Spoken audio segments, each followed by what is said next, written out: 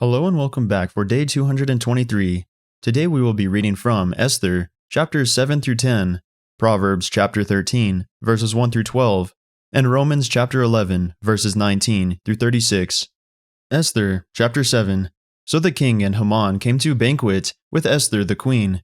And the king said again unto Esther on the second day at the banquet of wine, What is thy petition, Queen Esther? And it shall be granted thee. And what is thy request? And it shall be performed, even to the half of the kingdom. Then Esther the queen answered and said, If I have found favor in thy sight, O king, and if it please the king, let my life be given me at my petition, and my people at my request. For we are sold, I and my people, to be destroyed, to be slain, and to perish. But if we had been sold for bondmen and bondwomen, I had held my tongue, although the enemy could not countervail the king's damage. Then the king Ahasuerus answered and said unto Esther the queen, Who is he, and where is he, that durst presume in his heart to do so? And Esther said, The adversary and enemy is this wicked Haman. Then Haman was afraid before the king and the queen. And the king, arising from the banquet of wine, in his wrath, went into the palace garden. And Haman stood up to make request for his life to Esther the queen, for he saw that there was evil determined against him by the king. Then the king returned out of the palace garden into the place of the banquet of wine, and Haman was fallen upon the bed whereon Esther was. Then said the king, Will he force the queen also before me in the house? As the word went out of the king's mouth, they covered Haman's face. And Harbona, one of the chamberlains, said before the king, Behold also the gallows 50 cubits high, which Haman had made for Mordecai, who had spoken good for the king, standeth in the house of Haman. Then the king said, Hang him thereon. So they hanged Haman on the gallows that he had prepared for Mordecai. Then was the king's wrath pacified. Esther, chapter 8. On that day did the king Ahasuerus give the house of Haman the Jews' enemy unto Esther the queen. And Mordecai came before the king, for Esther had told what he was unto her. And the king took off his ring which he had taken from Haman, and gave it unto Mordecai. And Esther set Mordecai over the house of Haman. And Esther spake yet again before the king, and fell down at his feet, and besought him with tears to put away the mischief of Haman the Agagite, and his device that he had devised against the Jews. Then the king held out the golden scepter toward Esther. So Esther arose, and stood before the king, and said, If it please the king, and if I have found favor in his sight, and the things seem right before the king, and I be pleasing in his eyes, let it be written to reverse the letters devised by Haman, the son of Hammedatha, the Agagite, which he wrote to destroy the Jews, which are in all the king's provinces. For how can I endure to see the evil that shall come unto my people? Or how can I endure to see the destruction of my kindred? Then the king Ahasuerus said unto Esther the queen, and to Mordecai the Jew, Behold, I have given Esther the house of Haman, and him they have hanged upon the gallows, because he laid his hand upon the Jews. Write ye also for the Jews, as it liketh you, in the king's name, and seal it with the king's ring. For the writing which is written in the king's name, and sealed with the king's ring, may no man reverse. Then were the king's scribes called at that time in the 3rd month, that is, the month of Sivan, on the 23 day thereof, and it was written according to all that Mordecai commanded unto the Jews, and to the lieutenants, and the deputies and rulers of the provinces, which are from India unto Ethiopia, 127 provinces, unto every province according to the writing thereof, and unto every people after their language, and to the Jews according to their writing, and according to their language. And he wrote in the king Ahasuerus' name, and sealed it with the king's ring, and sent letters by posts on horseback, and riders on mules, camels, and young dromedaries.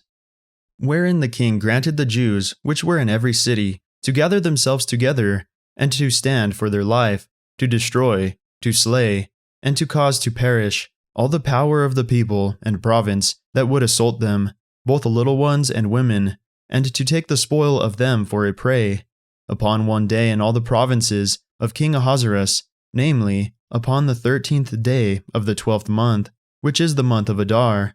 the copy of the writing for a commandment to be given in every province was published unto all people, and that the Jews should be ready against that day to avenge themselves on their enemies. So the posts that rode upon mules and camels went out, being hastened and pressed on by the king's commandment.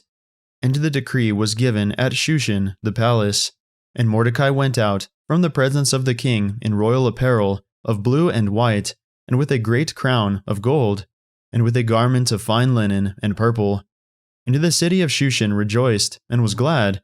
The Jews had light and gladness and joy and honor. And in every province and in every city, whithersoever the king's commandments and his decree came, the Jews had joy and gladness, a feast and a good day. And many of the people of the land became Jews, for the fear of the Jews fell upon them. Esther chapter 9. Now in the 12th month, that is, the month of Adar, on the 13th day of the same, when the king's commandment and his decree drew near to be put in execution, in the day that the enemies of the Jews hoped to have power over them, though it was turned to the contrary, that the Jews had rule over them that hated them. The Jews gathered themselves together in their cities, throughout all the provinces of the king Ahasuerus, to lay hand on such as sought their hurt, and no man could withstand them, for the fear of them fell upon all people. And all the rulers of the provinces, and the lieutenants, and the deputies, and officers of the king, helped the Jews, because the fear of Mordecai fell upon them. For Mordecai was great in the king's house, and his fame went out throughout all the provinces. For this man Mordecai waxed greater and greater. Thus the Jews smote all their enemies with the stroke of the sword, and slaughter, and destruction, and did what they would unto those that hated them.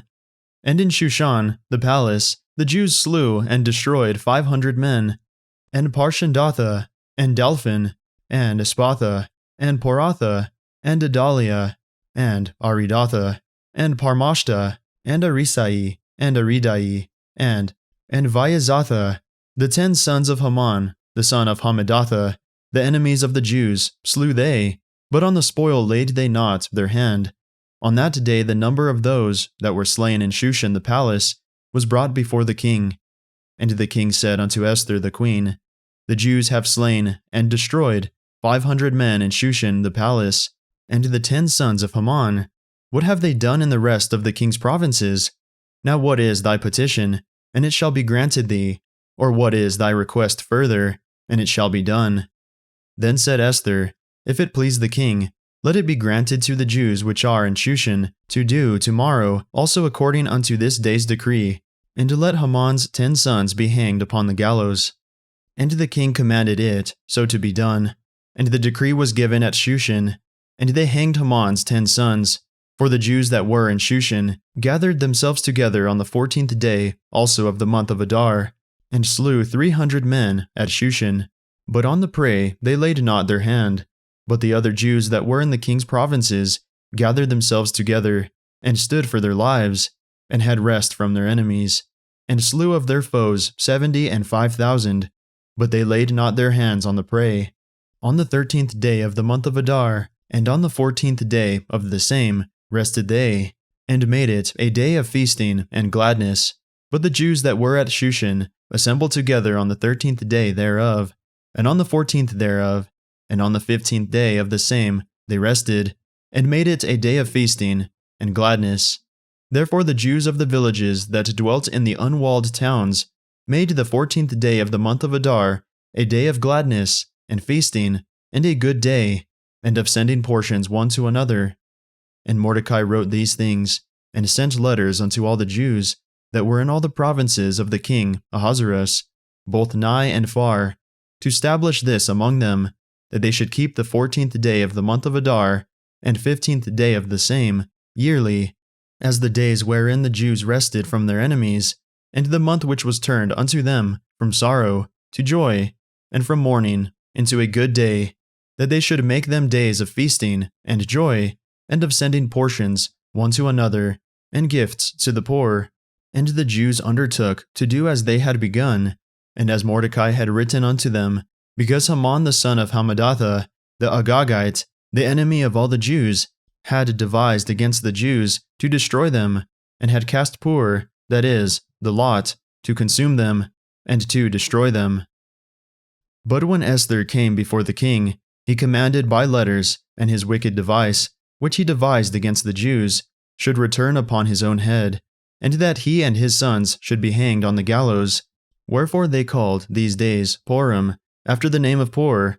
Therefore, for all the words of this letter, and of that which they had seen concerning this matter, and which had come unto them, the Jews ordained, and took upon them, and upon their seed, and upon all such as joined themselves unto them, so as it should not fail, that they would keep these 2 days according to their writing, and according to their appointed time, every year, and that these days should be remembered and kept throughout every generation, every family, every province, and every city, and that these days of Purim should not fail from among the Jews, nor the memorial of them perish from their seed.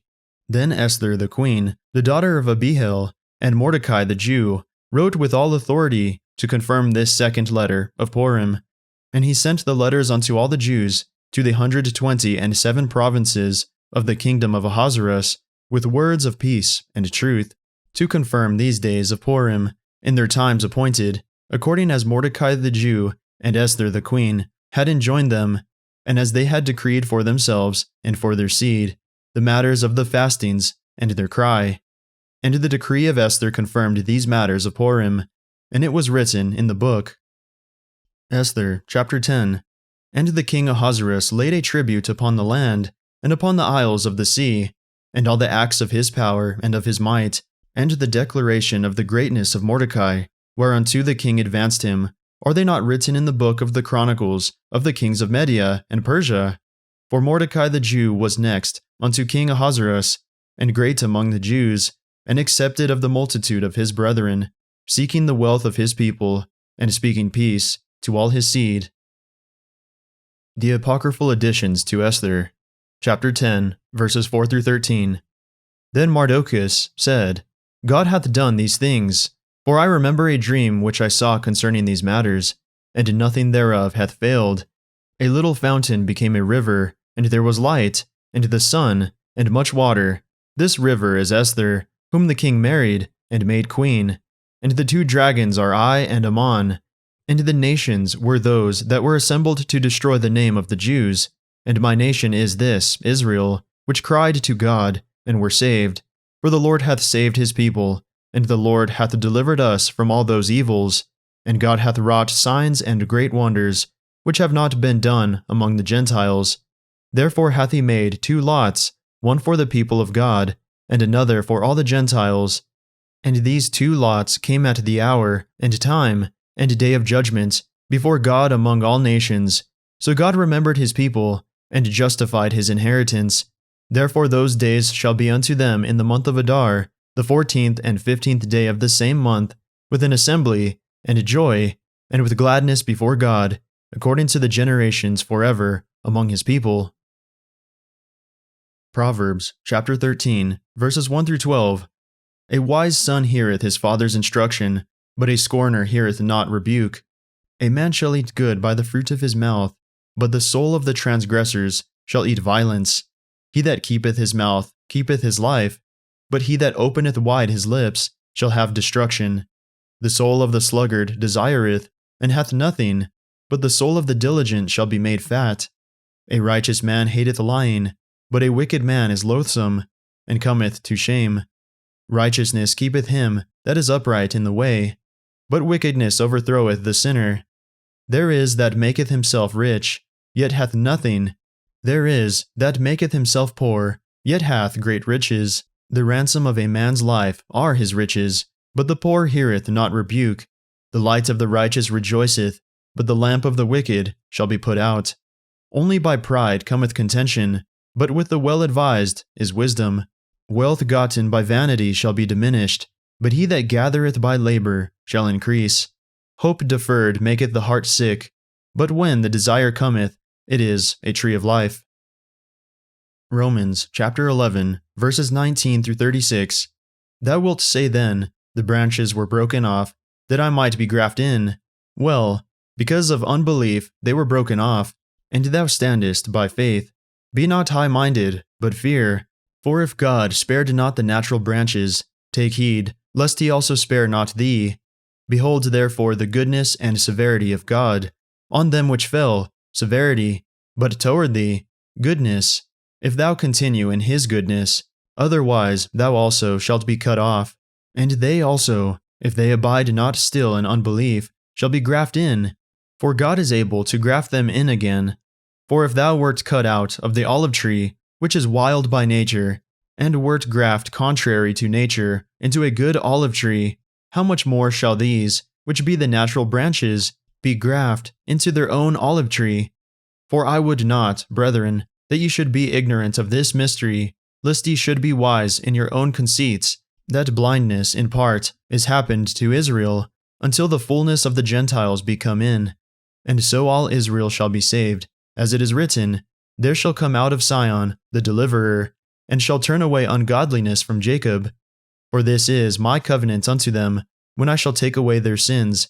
As concerning the gospel, they are enemies for your sakes, but as touching the election, they are beloved of the Father's sakes. For the gifts and calling of God are without repentance. For as ye in times past have not believed God, yet have now obtained mercy through their unbelief, even so have these also now not believed, that through your mercy they also may obtain mercy. For God hath concluded them all in unbelief, that he might have mercy upon all. O the depth of the riches, both of the wisdom and knowledge of God! How unsearchable are his judgments, and his ways past finding out! For who hath known the mind of the Lord? Or who hath been his counselor? Or who hath first given to him, and it shall be recompensed unto him again? For of him, and through him, and to him, are all things, to whom be glory forever. Amen. That concludes our reading for the day. May the Lord bless everyone listening with strength, health, and courage, today and always.